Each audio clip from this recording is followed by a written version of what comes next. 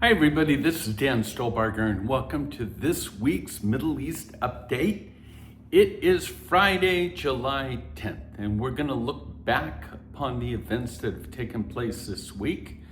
And just a reminder that this PDF PowerPoint is available to you on the YouTube page. Click that and you get all the notes without my head in the way. We always start with our news bites, so let's jump in. 40% of Americans today say that the U.S. is too supportive of Israel. 18% believes that we're not supporting Israel enough. And 37% say that the current support is just about right. Again, these are polls, but I do think that they point towards some things. And we know that that pendulum is swinging in the wrong direction. 40% believe that America is too supportive of Israel. In Israel today, we have elections that are coming up, and Eisenkot continues to rise in the poll. In fact, just as of yesterday, the polls indicate that his party has actually overtaken Netanyahu's Likud party by 1 seat. All the talk that's going on with NATO, Trump promising F-35s to Turkey, the question is, could all of this jeopardize the strength of Israel in the Middle East? Make no mistake about it. Israel's strength in the Middle East is dependent upon their air superiority. And then how can we not talk about this MoU? Bottom line is that the ceasefire seems to be over. We'll talk a little bit more about that in our major articles this week. But the U.S.-Iran conflict is spilling over. Iran is targeting Jordan, Gulf states, etc. Another one of these polls indicate that about 6 in 10 Jews feel that they're less safe in the United States since October 7th. So that survey finds that many Jewish Americans, adults that is, have experienced assault or harassment over the past year. Israel, new subject, Israel recently shared intelligence with the US indicating that Iran is considering new plots to assassinate President Trump. No big surprise there, but that's come out into the news as well. And finally, for our last of our news bites, Israel is making it clear they assert their readiness to renew any fighting in Iran that's necessary. They are monitoring the U.S.-Iran fire exchange, and once again, they stand with their finger on the trigger, so to speak, ready to jump in whenever invited, I guess you would say. All right, concerns in the north. Despite the historic agreement between Lebanon and Israel, and that was a few weeks back, truth here is that the security situation in Lebanon remains at the top of the list of concerns for Israelis. 80% of respondents said that they see the situation in Lebanon as a concern for national security, while 76% said the same about Iran, 61% concerned about Judea and Samaria, and 57% focus on Gaza. Once again, we've talked about the 7-front war that Israel faces today, and the 8th front is the media front. And then we have the MoU Ceasefire, and again, day to day, hour by hour, this seems to shift.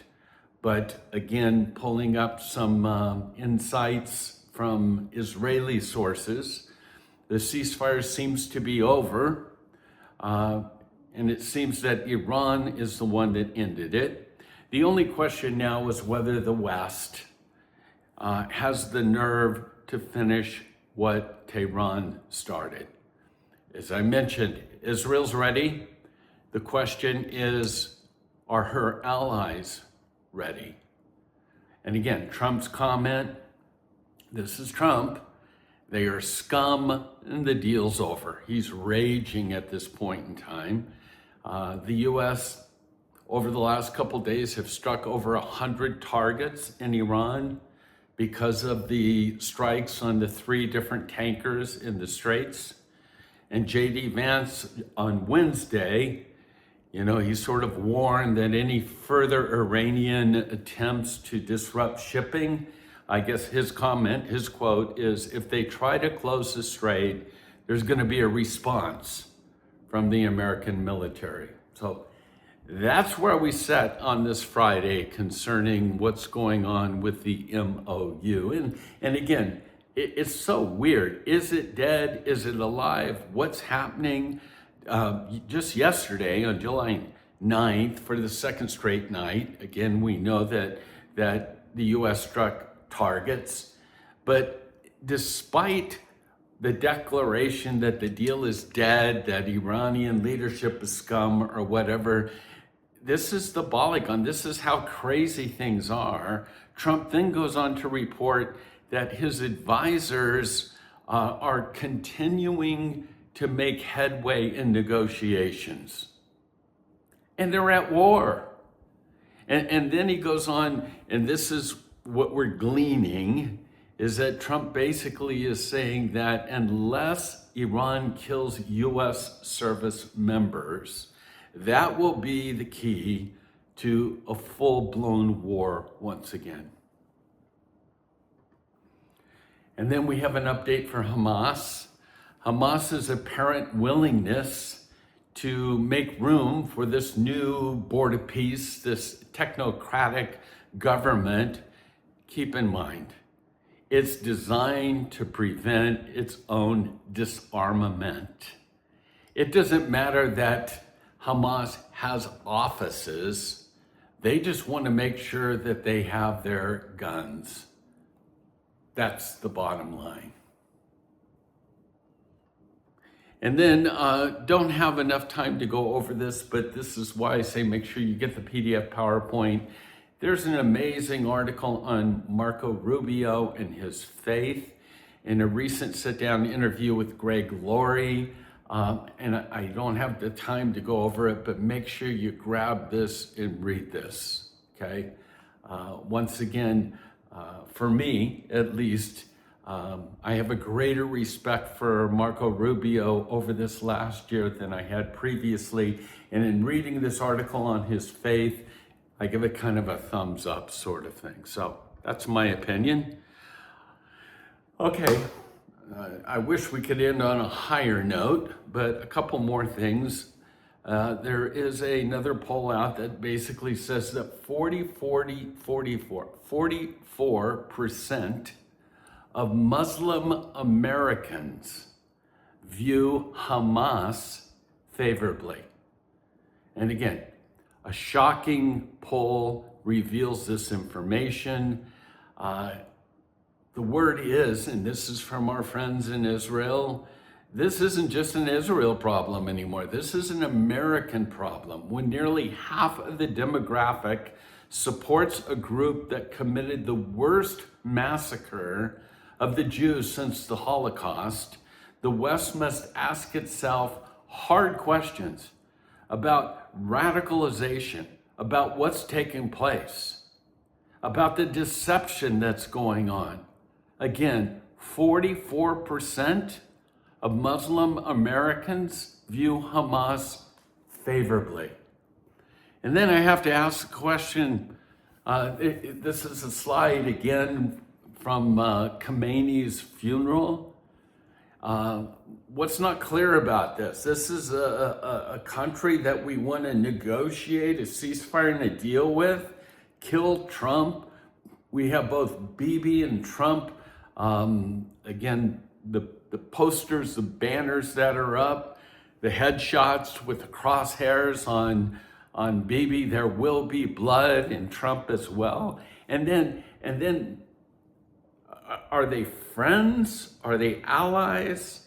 But Qatar, Saudi Arabia, Pakistan, Turkey, India, China, Russia, they send delegations to Tehran for this barbaric national leader of Ayatollah Khomeini.